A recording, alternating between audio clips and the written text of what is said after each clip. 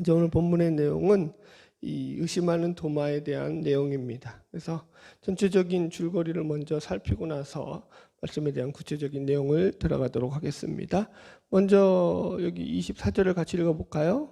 같이 읽겠습니다. 시작. 12 제자 중에 하나로서 디도모라 불리는 도마는 예수께서 오셨을 때에 함께 있지 아니한지라. 예. 그러니까 주님께서 부활하셔서 처음 제자들에게 나타나셨을 때 도마가 그 자리에 없었습니다. 그래서 도마는 제자들이 예수님의 부활을 목격했다는 그 증언을 듣고도 그 말을 믿지 않았습니다. 그리고는 자기 눈으로 직접 보지 않고는 믿지 못하겠다 이렇게 나가잖아요. 25절 같이 봅시다. 시작.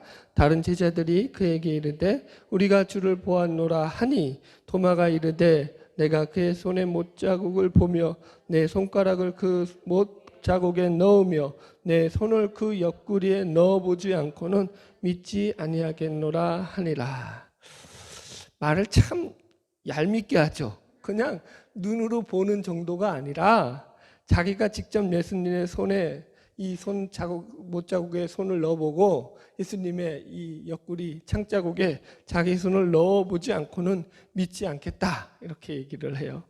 왜 이렇게까지 도마가 말을 하느냐라는 것은 이제 뒤에 가서 우리가 천천히 풀기로 하고요. 그 뒤로 이제 8일이 지나요. 그리고 나서 이제 이번에는 도마가 제자들과 함께 있을 때 예수님이 나타나십니다. 26절 읽읍시다. 시작. 여드레를 지나서 제자들이 다시 집 안에 있을 때에 도마도 함께 있고 문들이 닫혔는데 예수께서 오사 가운데 서서 이르시되 너희에게 평강이 있을지어다 하시고, 예수님께서 이제 그들에게 친히 나타나셔서 처음 부활하셨을 때 하셨던 말씀처럼 평강의 복을 또 빌고 계십니다. 그러면서 이제 27절 도마에게 이렇게 말씀하십니다. 같이 읽읍시다. 시작. 도마에게 이르시되 내 손가락을 이리 내밀어 내 손을 보고 내 손을 내밀어 내 옆구리에 넣어보라. 그리하여 믿음 없는 자가 되지 말고 믿는 자가 되라. 이렇게 얘기해요. 예수님이 이렇게 또 이렇게까지 말씀하실 줄을 도마가 알았을까요? 몰랐을까요? 몰랐겠죠. 이렇게 예수님이 말씀하셨다는 것은 도마가 그렇게 제자들에게 말을 했다라는 걸 예수님이 안다는 거예요? 모른다는 거예요? 알고 계신다는 것이잖아요. 그래서 부활하신 주님께서 지금 어떻게 보면 도마에 불경하기까지 할 정도의 당돌한 그런 요구를 갖다가 오히려 주님께서는 그를 갖다가 나무라지 아니하시고 그대로 실행하도록 허락하십니다. 그래서 결론에 가서 도마에게 예수님께서 이렇게 말씀하시죠. 28절 9절 읽읍시다. 시작. 도마가 대답하여 이르되 나의 주심이시오 나의 하나님이시니이다. 예수께서 이르시되 너는 나를 본고로 믿느냐? 보지 못하고 믿는 자들은 복되도다 하시니라. 그래서 이게 이제 오늘 말씀의 결론이죠. 믿음이 없는 데가 되지 말고 그래서 너희는 믿는 자가 되라. 보지 못하고 믿는 자들이 복되다라고 해서 믿음이 가장 이 오늘 본문에서 그래서 이제 믿음 있는 자가 되라, 믿는 자가 되라는 게 핵심 주제입니다. 여기서 이 믿음은 물론 예수 그리스도가 하나님이심을 믿는 믿음을 말하는 겁니다. 그래서 28절에서도 도마가 대답하여 이르되 나의 주님이시요 나의 하나님이시나이다 라고 고백을 하게 됩니다. 여튼 이것이 이제 오늘 본문의 결론이기도 한데요. 먼저 우리가 이 말씀을 시작하면서 도마가 과연 어떤 인물이었는지를 먼저 살펴보고요. 그리고 나서 이제 말씀에 대한 구체적인 내용들을 우리가 살피면서 은혜를 나누겠습니다. 먼저 이 도마가 어떤 인물이었느냐라는 것을 우리가 이해할 필요가 있습니다. 이 도마는 다른 복음서에서는 기록이 안 나와요. 오직 이 요한복음에서만 도마에 대한 기록이 나오거든요. 일단 성경에서 요한복음에서 도마에 대한 기록이 나오는 곳이 요한복음 11장에 나와요. 한번 찾아볼까요? 요한복음 11장 5절. 이 본문은 예수님께서 죽은 나사로를 살리실 때 나오는 내용이에요. 11장 5절부터 우리 이제 한번 읽어봅시다. 쭉 읽읍시다. 요한복음 11장 5절부터 쭉 읽읍시다. 8절까지 읽을게요. 시작. 예수께서 본래 마르다와 그 동생과 나사로를 사랑하시더니 나사로가 병들었다 함을 들으시고 그 계시던 곳에 이틀을 더 유하시고 그 후에 제자들에게 이르시되 유대로 다시 가자 하시니 제자들이 말하되 라삐어 방금도 유대인들이 돌로 치려 하였는데 또 그리로 가시려 하나이까. 이제 여기서 보면은 나사로가 병들어 죽게 되었다라는 소식을 듣고 예수님이 유대로 다시 가시려고 하니까 제자들이 예수님을 말리죠. 돌멩이로 맞아 죽을지도 모르는 위기 상황 가운데 천신만고 끝에 거기서 이제 빠져나왔는데 또 그리로 돌아가시려고 하십니까? 이렇게 말해요. 자, 이 내용의 배경은 여기 요한복음 10장 29절 보세요. 시작. 그들이 다시 예수를 잡고 나왔으나 그 손에서 벗어나 나가시니라. 이 무슨 말이냐면은 예루살렘에서 예수님이 복음을 전하다가 이 유대인들이 그 예수를 잡아서 죽이려고 했다라는 거예요. 그래서 위기를 간신히 벗어난 지 얼마 되지 않는 이 시점에서 나사로가 죽게 되었다는 소식을 들으시고 이제 그 지역으로 가야 되는데 그 지역이 어디냐면 바로 예루살렘 근방에 있는 베단이라는 지역이에요. 그러니까 나사로를 살리려면 베다니로 가야 되고 베다니로 가면 예루살렘 근처이기 때문에 다시 위험에도 처할 수 있으니까 제자들이 만류하는 거예요. 상황 이해하셨죠? 그런데 여기 이제 이 만류하는 대표격으로 이제 나오는 게 이 도마라는 얘기를 하려는 거예요. 자, 보세요. 계속 읽어봅시다. 그러자 9절 시작. 예수께서 대답하시되 낮이 12시간이 아니냐. 사람이 낮에 다니면 이 세상의 빛을 보므로 실족하지 아니하고 밤에 다니면 빛이 그 사람 안에 없는 거로 실족하느니라. 예수님께서 여기서 하시는 말씀은 뭐냐면 낮에 다니면 세상에 빛이 있으므로 실족하지 아니한다라고 할 때 이 빛은 그냥 세상 그냥 흔한 빛을 얘기하는 게 아니라 예수님 자신을 얘기하시는 비유적인 말씀이에요. 그러니까 아직까지 낮이라는 것은 아직까지 빛이 있다라는 것은 아직까지 예수님의 사역이 끝나지 않았다. 예수님의 사역이 진행 중에 있다라는 거예요. 그래서 아직 예수님이 죽을 때가 되지 않았다라는 말씀을 이렇게 비유적으로 하는 거예요.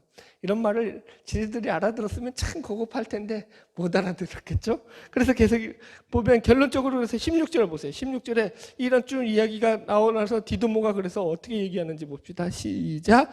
디두모라 하고도 하는 도마가 다른 제자들에게 말하되 우리도 주와 함께 죽으러 가자 하니라. 아멘. 이렇게 얘기해요. 그러니까 이게 한글 성경으로 보면은 굉장히 용감해 보이는 말입니다. 우리도 주와 함께 죽으러 가자. 그러니까요. 근데 이게 겉으로 보면 도마가 굉장히 비장한 각오처럼 들릴 수 있거든요. 이런 거죠. 예수님께서 죽음을 무릅쓰고라도 가시겠다는데 제자인 우리들이 어찌 그냥 바라만 보고 있을 수 있겠느냐. 우리도 함께 죽을 각오를 하고 주님을 따라가야 하지 않겠느냐라는 이런 식으로도 해석이 가능합니다. 이게 첫 번째 해석이에요. 그런데 이것을 이렇게 번역하는 분들도 있어요. 우리의 정서식으로 말하자면은 이 번역이 이렇게 되는 거예요. 잘 들어보세요. 그래, 죽여라. 죽여. 사람이 한 번 죽지 두 번 죽냐. 우리가 무슨 힘이 있느냐. 예수님께서 가겠다는데 시키면 시키는 대로 해야지. 그래, 같이 죽으러 가자. 라는 소리도 된다고요. 재밌죠? 네. 1번의 의미도 있을 수 있고 2번의 의미도 있을 수 있다는 거예요. 어떻게 해석하느냐에 따라서 말의 분위기가 완전히 달라지죠. 그럼 도마는 과연 어떤 인물이었을까요? 1번에 해당하는 인물이었느냐 2번에 해당하는 인물이었느냐. 의외로 많은 학자들이 도마의 이 말을 2번에 해당하는 그런 사람이었다라고 도마를 해석하고 있습니다. 자, 그 증거들을 이제 한 번 더 찾아볼게요. 요한복음 14장 가보겠습니다. 요한복음 14장. 여기서 이제 예수님께서 최후의 만찬과 세조식을 마치시고 난 뒤에 일명 다락방 강화라고 불려서 우리가 한참 동안 살폈던 내용이에요. 자, 1절부터 우리 좀 읽읍시다. 1절부터 3절까지 읽읍시다. 시작. 너희는 마음에 근심하지 말라. 하나님을 믿으니 또 나를 믿으라. 내 아버지 집에 거할 곳이 많도다. 그렇지 않으면 너희에게 일렀으리라. 내가 너희를 위하여 거처를 예비하러 가노니 가서 너희를 위하여 거처를 예비하며 내가 다시 와서 너희를 내게로 영접하여 나 있는 곳에 너희도 있게 하리라. 내가 어디로 가는지 그 길을 너희도 아느니라. 자, 알듯 말듯 신비한 영적 비밀의 말씀을 예수님께서 이렇게 하십니다. 이 말이 왜 나오게 됐냐면 그 전 배경이 뭐냐면 계속적으로 예수님께서 죽음에 대한 이야기를 하니까 제자들이 좀 낙심할 거 아닙니까? 그러니까 그 낙심한 제자들을 위해서 지금 예수님께서 위로의 말씀으로 하시는 말씀이 아버지 집에 거할 것이 많도다. 너희 근심하지 말아라. 이 얘기를 하시는 거거든요. 근데 이제 도마가 여기에 대해서 이제 뭐라고 대답하시는지 보세요. 5절 같이 읽읍시다. 시작. 도마가 이르되 주여 주께서 어디로 가시는지 우리가 알지 못하거늘 그 길을 어찌 알겠사옵나이까. 이렇게 예쁘게 말을 해요. 그러니까 예수님 6절에 예수께서 이르시되 내가 곧 길이요 진리요 생명이다. 그래서 이제 예수님이 길이다라고까지 대화가 이어집니다. 뭐 이거 주석한 건 옛날에 다 했고요. 여기서 그러니까 도마가 주님이 어디로 가시는지 우리가 알지 못합니다. 이 말은 무슨 말이냐면은 앞으로 예수님의 미래에 닥칠 운명을 우리가 어떻게 압니까? 라는 그런 이야기가 되는 거예요. 제가 이것을 좋게 해석해서 드려서 그렇지 이 말의 속뜻을 좀 들여다보면 여기에도 이 도마의 빈정거림이 남아 있습니다. 아니 왜 저렇게 예수님은 현실 감각이 떨어지시는지 모르겠다. 내가 답답해서 못 살겠다. 지금 세상 사람들은 다 예수님을 이 나라 임금으로 삼겠다고 저렇게 난리를 치고 있는데 지금 여기 예루살렘에서 예수님의 인기가 얼마나 하늘을 찌르는데 예수님이 얼마나 지금 주가가 올라가 있는 상태인데 예수님 정작 본인은 그 사실도 모르시고 자꾸 죽겠다고 저런 소리를 해대시니 내가 정말 속이 답답해서 못 살겠다. 이런 얘기가 된다고요. 그래서 이제 예수님 앞에 대놓고 도대체 예수님 왜 그렇게 말씀하십니까? 라는 것은 못할 거 아니에요. 그러니까 그걸 갖다가 둘러서 하는 말이 뭐냐면 예수님, 우리는 예수님의 말씀에 이해를 못하겠습니다. 이렇게 얘기한다고요. 이해하셨죠? 무슨 말인지 여러분.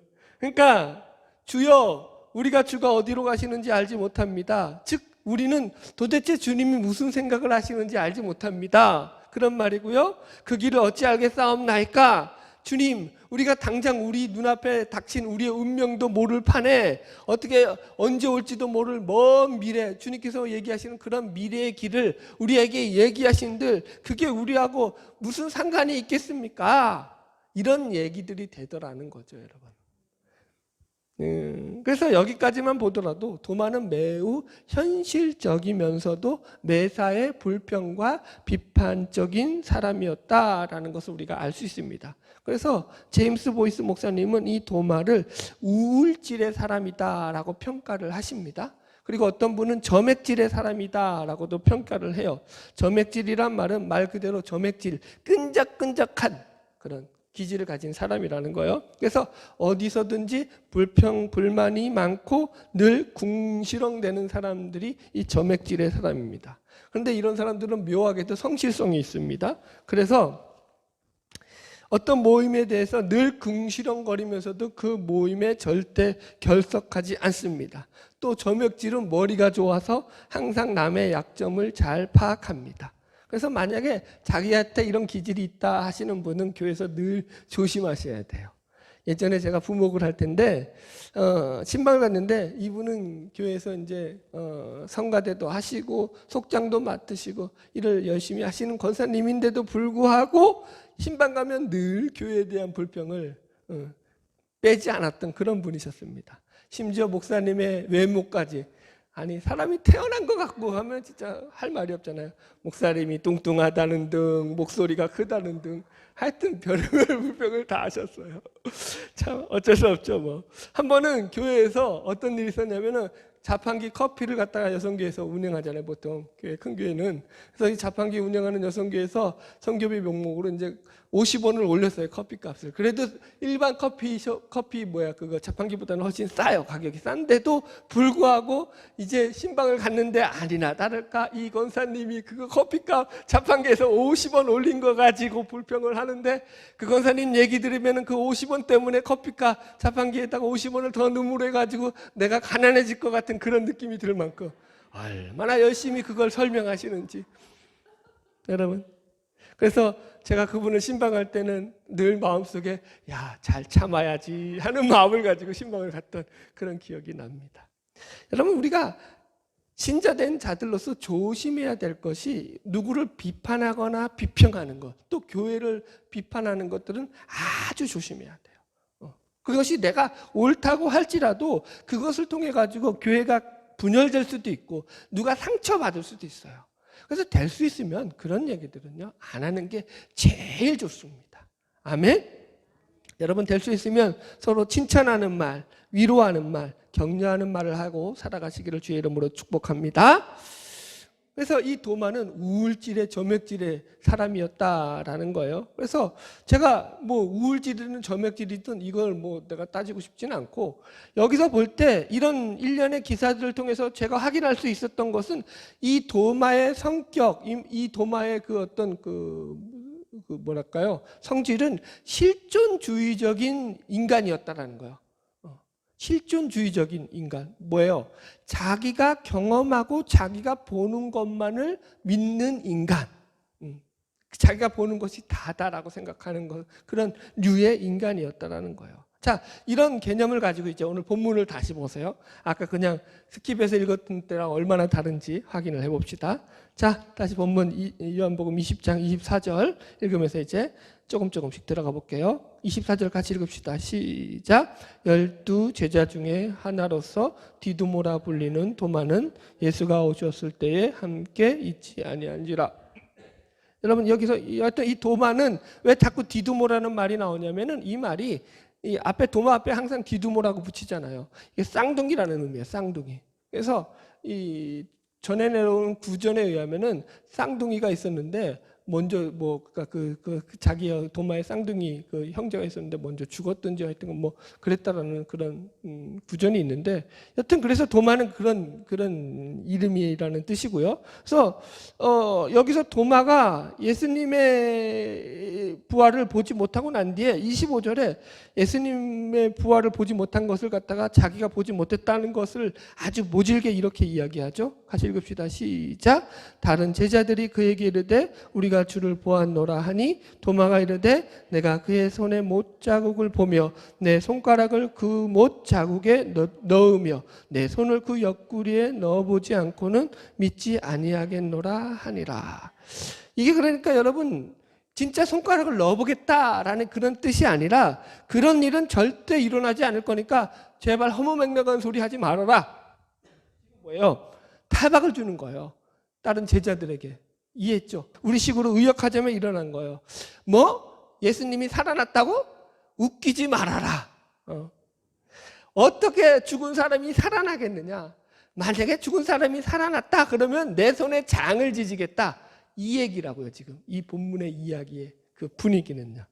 예, 여러분, 사실 도마가 부활하신 주님을 이렇게 대했다라는 것, 그죠? 예수님이 살아계셨을 때도 부활하실 것에 대한 말씀을 친히 하셨음에도 불구하고 이렇게까지 나온다라는 건 어떻게 보면 참 불경하다고 하는 느낌이 들 정도죠. 그래서 이 도마는 어떤 인물로 등장하면은 예수님의 부활을 의심하는 제자의 뭘로 등장하냐면 대표예요. 대표. 이해하셨어요? 네. 대표성을 띠고 등장하는 거예요. 지금 이 도마 하나만을 지금 표현하는 게 아니라 이 도마를 통해서 예수님의 부활을 의심했던 모든 신자, 제자들을 포함한 신자들을 갖다가 대표해서 이 도마를 등장시키고 있는 거예요. 요한은요. 그래서 나머지는 아무도 의심 안 했는데 도마만 혼자서 의심하고 북치고 장구치더라, 이 얘기를 지금 하려는 게 아니에요. 제자 중에 대표격인 한 사람을 내세워서 저들의 영적인 무지함을 드러내고 밝히는 것이 요한복음의 기술의 한 방법 중에 하나라고 제가 여러 번 설명했습니다. 그죠? 예를 들어서 예수님을 3번 부인했던 베드로, 왜 베드로가 예수님을 3번 부인하는 것을 갖다가 그렇게 강조해서 등장시키느냐 하면은, 그것을 통해 가지고 베드로만 그래서 예수님을 부인하고 배반한 것이 아니라, 베드로는 그래도 예수님을 쫓아가기라도 했죠. 나머지 것들은 이분들도 노하실라 하늘을 보고 것들이라고 해가지고 어떻게 했다고요? 아예 쫓아가지도 않고 도망갔다고요. 베드로보다 훨씬 못났다고요. 이해하셨죠? 요건 누가 대신 먹는 거예요? 베드로가 먹는 거, 대표로 먹는 거예요. 지금 그 얘기예요. 도마도 마찬가지예요, 지금. 여러분 보세요. 예수님의 부활을 다른 제자들이 목격했으니까 망정이지, 예수님의 부활을 목격하지 않았다면은 똑같은 거예요. 엠마오로 가던 두 제자도 예수님을 부활을 의심했고, 나머지도 마찬가지고 다 그랬다고요. 목격하기 전까지는 다 예수님을 믿지 않았다고요. 부활했던 예수님을. 그래서 여러분들이 이 도마가 예수님의 이 못자국 난 손에 자기의 손가락을 넣어보고 창자국 난 그 옆구리에 자기의 손을 넣어보겠다라는 이런 생각을 아유 괘씸하네 라고만 생각하시면 안 된다고요. 왜 그러냐면은 도마가 믿지 않은 것이 이상한 것이 아니라 사실은 가장 지극히 정상적인 정상인의 생각이라는 거예요. 자연인이 어떻게 여러분 그렇게 생각해? 죽은 자가 어떻게 살아나요? 자연인의 생각 속에서. 안 그러겠어요, 여러분?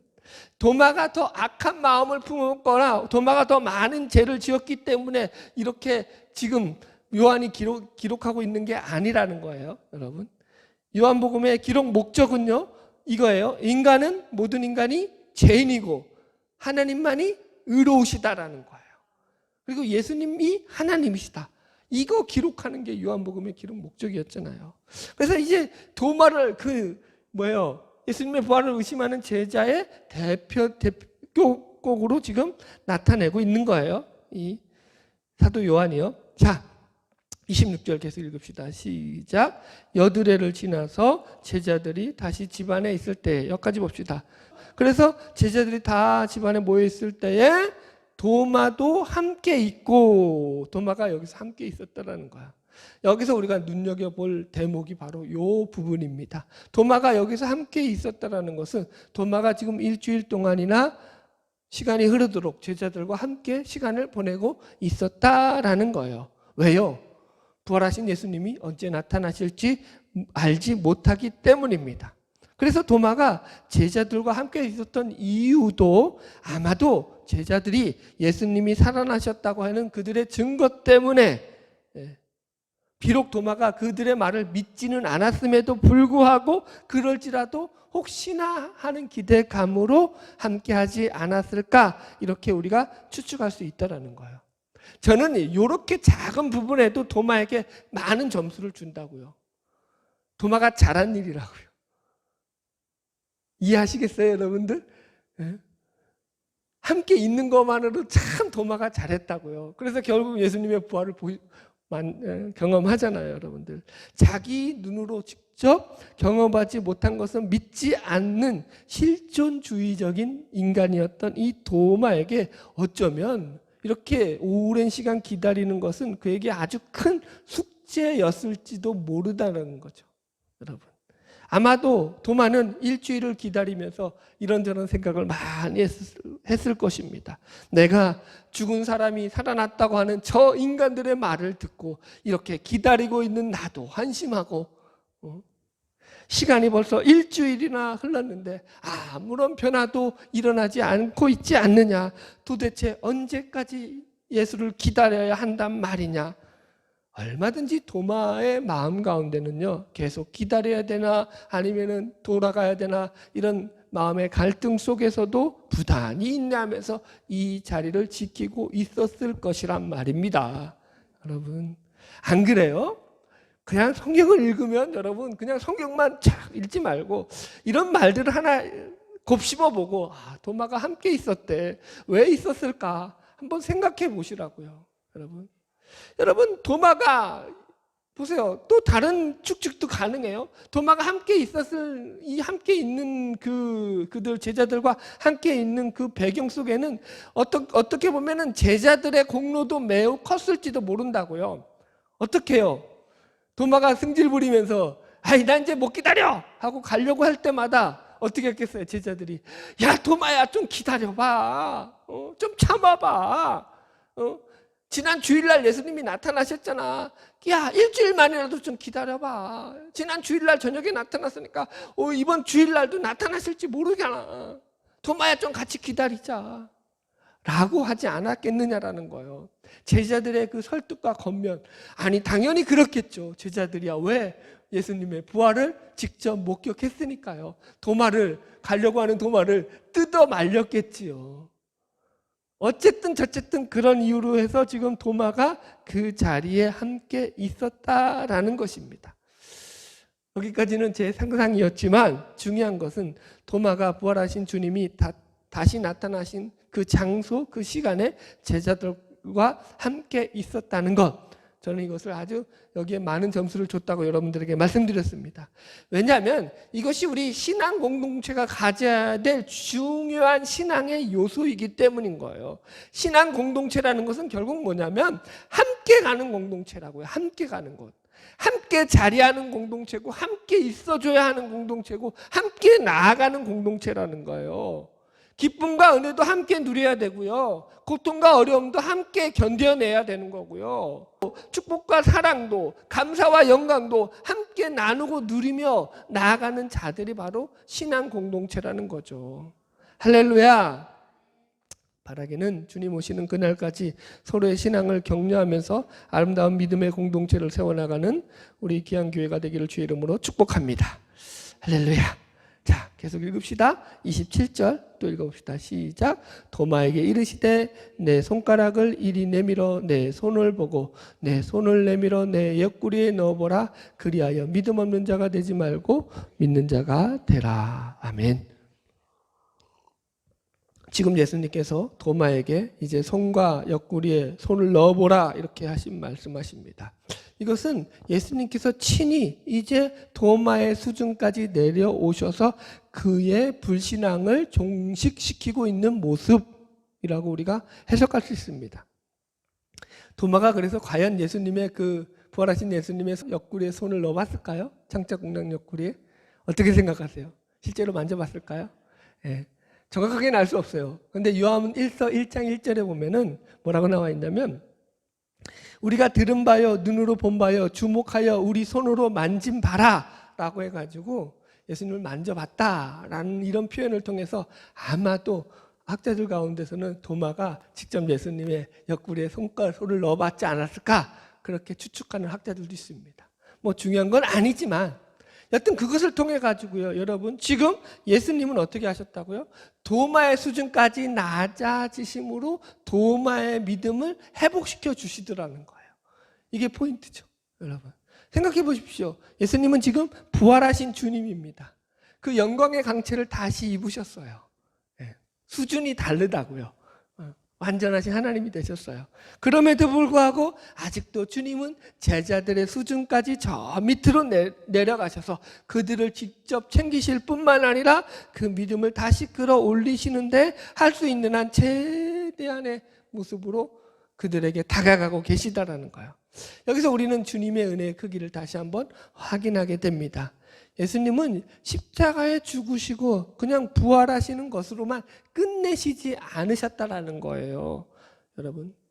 여러분 이것은 마치 예수님의 죽음으로도 그 죽음의 진정한 의미를 파악하지 못하고 있으며 아직도 어디가 땅이고 어디가 하늘인지 구분도 못하고 갈피도 못 잡고 있는 제자들을 향하여서 다시금 그분의 은혜를 쏟아 부어주시면서 그 믿음의 길로 그들을 다시 세워주시는 그런 모습이다라고 우리가 볼 수 있다고요. 그렇지 않습니까? 우리는 그러면 이렇게 설명하겠다. 우리는 그러면 예수 그리스도의 십자가 부활을 다 알고 경험하고 예수님이 하나님 걸 안다고 해가지고 우리는 그러면 제대로 된 길을 날마다 제대로 된 길로 갑니까? 안 그렇다고요. 우리도 똑같다고요. 감사한 것은 그럴 때마다 주님이 우리에게까지 낮아지시고 내려오셔서 우리를 붙잡으셔서 바른 길로 가도록 믿음의 길로 우리를 세워주신다라는 거예요. 그래서 신자가 희망이 있는 거죠. 할렐루야.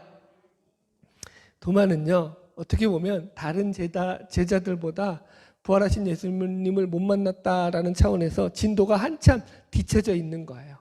왜 그랬을까 한번 생각해 보세요. 왜 도마였을까? 여러분, 도마는 어떤 사람이라고요? 자기가 눈으로 보고 믿는 인간이라고, 실존주의적 인간이라고요. 예수를 믿어도 그렇게 믿는 사람들이 많나요, 사실은. 근데 예수님은 그렇다고 해서 부활하셔서 도마에게 나타나셔서 지금 도마에게 타박하고 있지 않다고요. 너 왜 매사에 부정적이고 왜 그렇게 불평이 많느냐, 이렇게 안 하셨다고요. 내 옆구리에 손을 넣어봐라. 내 손가락에 손을 만져봐라. 그러셨다고요. 그의 터무니없는 요구까지 다 들어주셨다고요. 왜요? 그의 믿음을 회복시키기 위해서라는 것입니다. 저는 이 말씀을 읽으면서 우리 신자의 신앙에 대해 이렇게 적용을 해보았습니다. 우리도 마찬가지라는 거예요. 우리가 연약할 때가 있고 우리가 부족할 때가 있고 우리가 늘 시험에 들 때, 그럴 때 우리 주님은 우리를 외면치 않으신다는 걸 믿으시기 바랍니다. 주님이 우리를 붙잡고 있기 때문에 우리 신앙이 유지된다는 걸 잊지 마시고 그 은혜 가운데 날마다 거하는 저와 여러분 되기를 주의 이름으로 축복합니다. 자, 28절 진도 나갑시다. 시작. 도마가 대답하여 이르되 나의 주님이시오 나의 하나님이시니이다. 예, 이제 부활하신 주님을 만나고 나서 도마의 대답이 나오죠. 의심하는 도마에서 도마의 대답이 뭡니까? 예수님은 나의 주님이시오. 퀴리어스. 그래서 첫 번째가 뭐라면 주님이고 두 번째가 뭐라고요? 예수님은 하나님이라고 했다고요. 하나님, 나의 하나님이라고. 신이라고요. 신. 네. 여러분, 이것이 그 의심 많던 도마가 그의 입에서 나온 신앙 고백이었다고요. 예수님을 나의 구주, 나의 주님이시고 나의 하나님으로 고백하고 있더라는 거죠. 여러분, 지금 이것이야말로 이제껏 요한복음을 기록해 오면서 요한이 가장 하고 싶었던 말이었을 것이다 라고 저는 생각을 합니다. 지금 요한은 이 의심 많은 도마의 입을 통해서 예수 그리스도만이 참 주님이시고 하나님이심을 직접 고백하게 함으로써 우리가 믿는 신앙의 본질이 무엇인지를 분명하게 여기서 이제 결론 짓고 있습니다. 그죠? 여러분, 예수님이 주님이시에요. 퀴리어스. 이거는 유대인들이 하나님 대신에 부르는 이름이라고 했어요. 그 당시. 그죠? 하나님이에요. 결국 이것도. 이 말도 결국 하나님이라는 소리예요. 그리고 또 예수님을 가리켜서 뭐라고 했다고요? 주님은 나의 하나님이시라고 했다고요. 나의 하나님.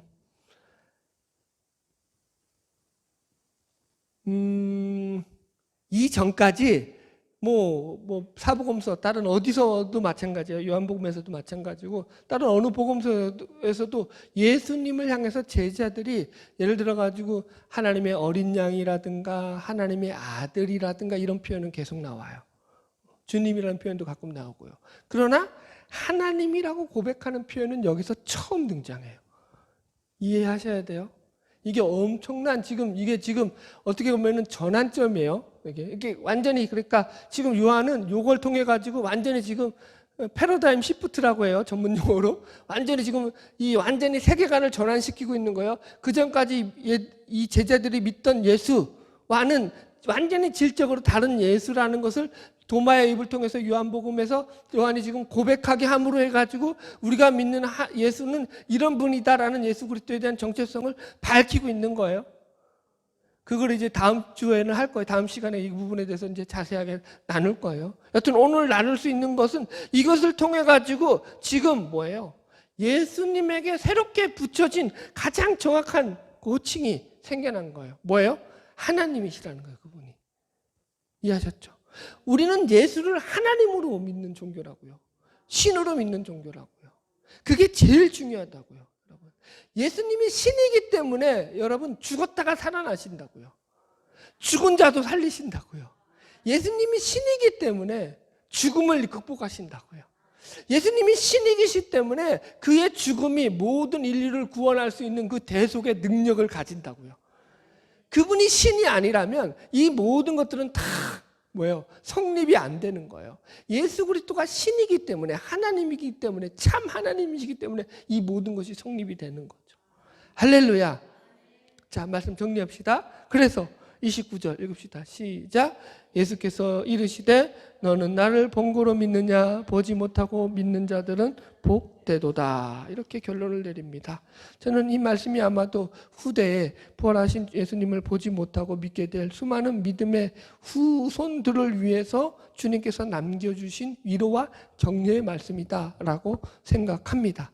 너희들 부활하신 예수님을 비록 보지 못한다고 해서 믿음을 포기하거나 낙심하지 말라라. 도마처럼 의심하지도 말아라.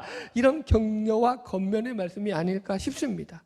여러분, 성경은요, 모든 제자들이 처음부터 잘 믿었다, 예수를 그냥 철떡같이 믿고 그렇게 따랐다라고 기록하지 않아요.